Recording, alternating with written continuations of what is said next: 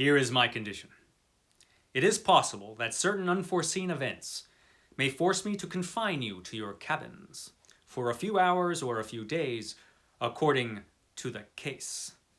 Having no wish to resort to violence in any circumstances, I shall expect total and passive obedience from you at those times, even more than at all others. By this means I shall take full responsibility for what happens, so that you shall not be held accountable for anything in any degree, since I shall have put you in a situation where you could not see what should not be seen. Do you accept my condition? So things happened on board which were, to say the least, unusual. Things which persons who had not set themselves outside the law ought not to see. Of all the surprises the future held in store for me, this would not be the least. We accept, I said. However, I beg leave, sir, to ask you a question, just one. Proceed. You say we shall be free on your ship. Entirely. Then I would like to ask what you mean by freedom.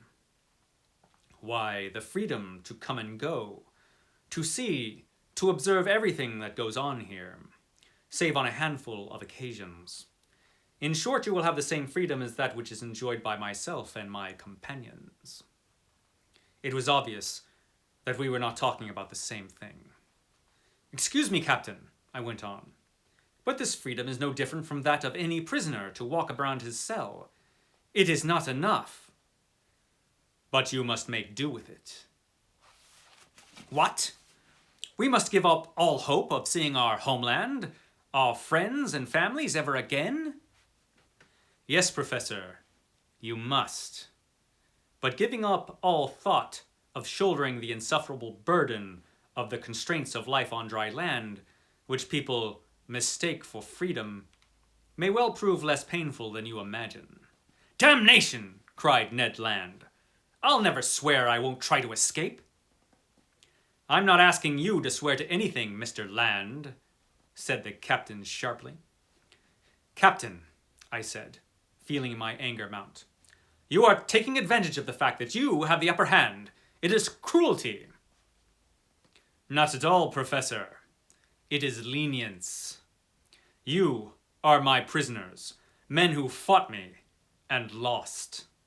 I am keeping you here, though at a word from me I could tip you back into the depths of the ocean. You attacked me. You came with the intention of purloining a secret which no man alive has any right to know, the very secret of my whole existence. And you think I am going to send you back to the solid earth, which shall hear no more of me? Never.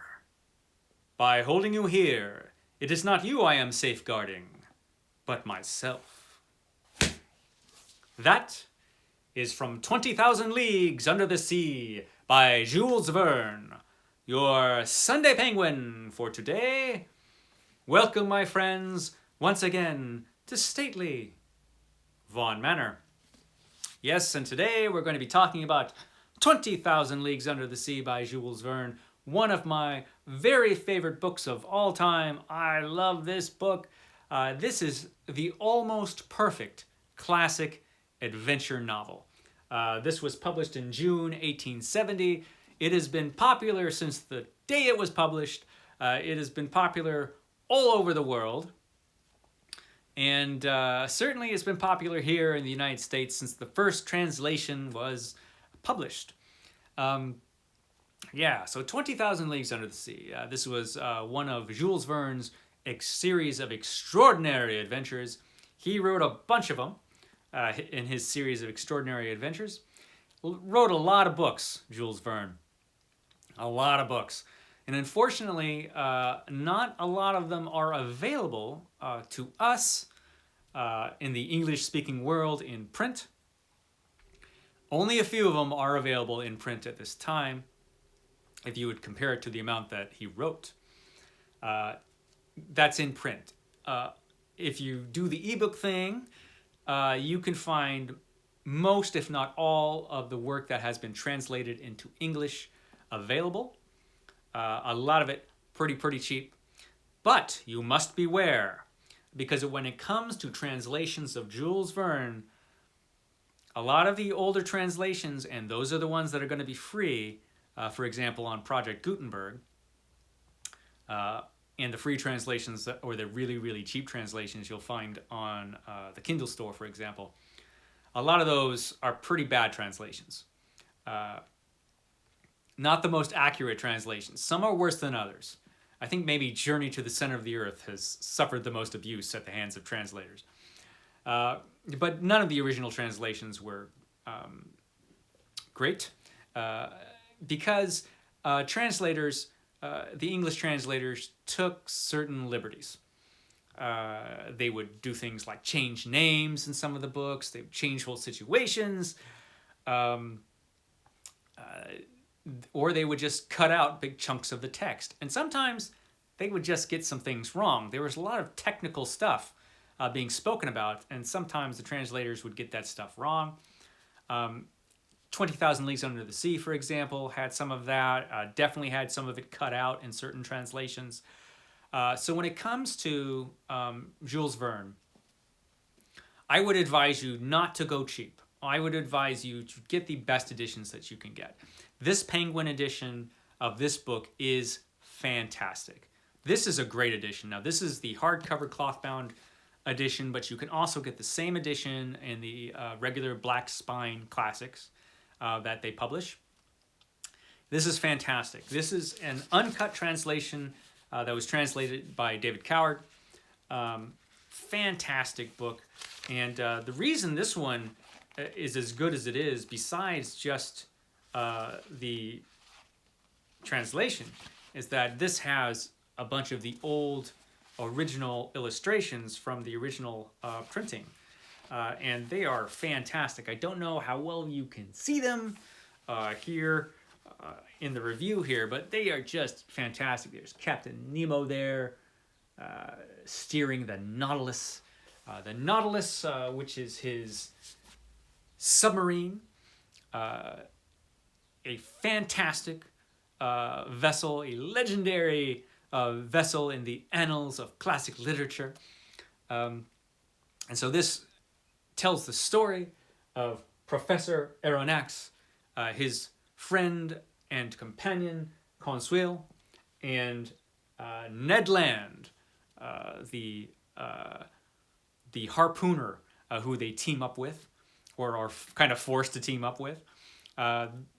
They are searching on a ship for this mysterious sea monster, which is causing havoc in the ocean. And everybody's real curious of what this sea monster is. Does it really exist? What is this thing that's causing such commotion out in the sea? Now, of course, it doesn't take long for us in this book to realize it is not a sea monster. It is the Nautilus being piloted by the fantastic Captain Nemo. Captain Nemo is just a great, great character. The mysterious Captain Nemo. Who is this guy? Why is he out in this submarine? Who are all these guys that are his crew? These are all mysteries. But the ship finds the Nautilus that Professor Aronnax is on, and the ship is destroyed, and Professor Aronnax, Conseil, and Ned Land all end up on top of the Nautilus and are brought on board and are held prisoner on the Nautilus, and they are forced to travel along with Captain Nemo on his journey 20,000 leagues under the sea. And this is just fascinating. It's a fascinating book. Just a whole series of adventures that they go on, and at the whole time, our guys, our heroes, are trying to figure out how do we get away from this guy? You know, how do we escape from Captain Nemo? And Professor Aronnax is kind of interesting because, you know, he's sort of fascinated by the whole situation he's in. He sort of wishes he could stay on the Nautilus, you know, because he finds the whole journey with Captain Nemo just really fascinating. But at the same time, he does want to get away. And so it's it's really an interesting book. It really holds up to a modern reading. Sometimes, for a modern reading, it can feel like you're getting a little bogged down under minutia. Jules Verne was fascinated by the natural world. There were certain things that Jules Verne just loved. He loved vehicles. So you got a lot of cool vehicles in his books, whether they are fantastic sleds or airships, or in this case, a submarine. A very big, very well-equipped submarine with a library and all kinds of cool stuff. It's a whole world in itself, this submarine, the Nautilus. It's fascinating. Man, if I could go to places in classic literature, I would love to take a tour on the Nautilus. But yeah, Jules Verne was fascinated by vehicles, and he was also fascinated by the natural world. And so you have whole catalogs of different fish and all kinds of stuff going on, scientific stuff in this book. Some people can feel like that's a little much, you know. It's like there's a lot of that, and Jules Verne does that in all of his books. He'll just get way into the technical, and some people feel like that kind of breaks the momentum. But he was writing at a different time, and people just ate this stuff up back in the day. And I still think it works. If you can get into the groove of his books, then you just roll right with it, and you kind of enjoy it. And I do. I've read this book a few times. I've read a few different translations of this book. This one is a really, really good one. Jules Verne wrote a lot of great books. They're foundational classics. There is some debate whether Jules Verne is actually a science fiction writer or not. So he was either writing science fiction or proto-science fiction, whatever you like, but he was certainly influential in that genre. I would class him as a science fiction writer. He was writing science fiction-y type of stuff, whether he was rocketing people to the moon or underneath the sea. I feel it's science fiction.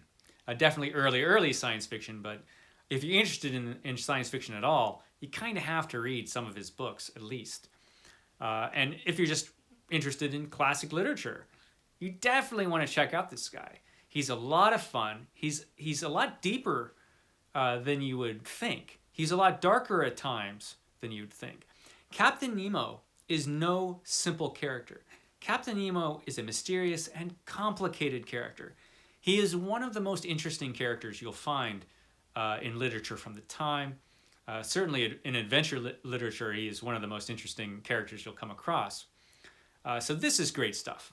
Highly recommend it. 20,000 Leagues Under the Sea. That is your Sunday Penguin for today. Thanks, guys, for dropping by here. Once again, come back tomorrow for Mythos Monday. Okay, guys, catch you next time.